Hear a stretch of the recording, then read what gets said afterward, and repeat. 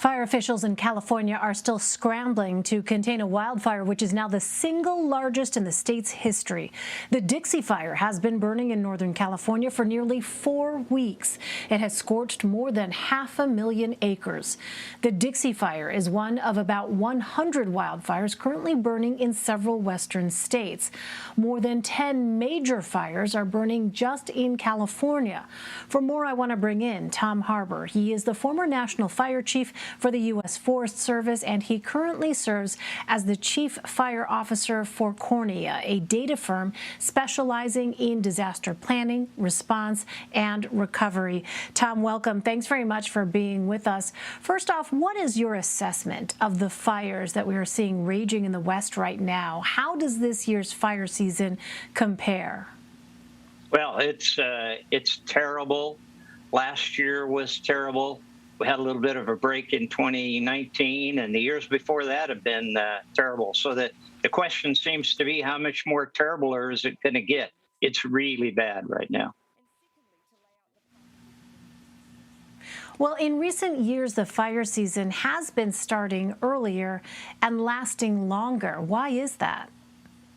Well, we've got an accumulation of factors that are facing us. It's certainly hotter, drier, longer summers, more flammable fuel, we call it, in the forest.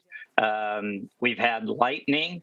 And then certainly almost 90% of fires are human caused.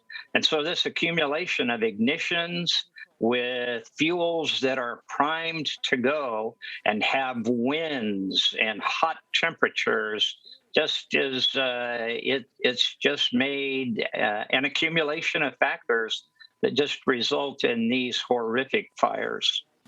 So, Tom, last year, former President Trump blamed California's wildfires on poor forest management. We know that forest management is not the only factor in these fires, but it is a factor. So what do you believe needs to change in the way that the federal government and states manage forests? Forest management is only one of the factors that are involved in wildland fire. For example, the wildland-urban interface is the fastest growing land use classification that we have in the United States right now. So we have to get a handle not only on the forests, but we have to get a handle on where we live, how we live. We need to burn more under the right kinds of conditions so that we don't have these conflagrations in the summer, scorching homes and burning communities. So it's a combination of forest management, management of where we live and where we grow, and certainly the things that we do to prepare for fire. Well, Tom, in an opinion article published in The Hill last week, you said, quote, wildfire response stakeholders need data-driven tools based on existing and proven science to improve performance, minimize exposure, and reduce risk. So what kind of tools do you mean? When I started, experience was really the only basis for making the kind of critical decisions to commit firefighters in a place and at a time for a job. Now we have technology.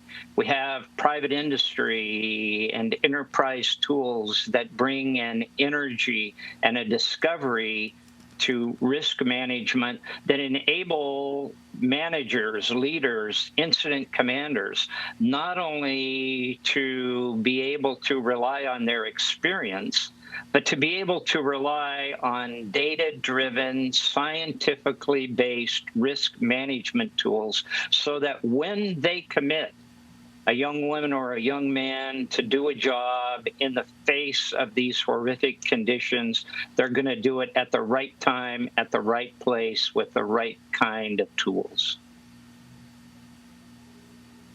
All right, Tom Harbour. Tom, thank you very much for sharing your perspective with us. Thank you very much.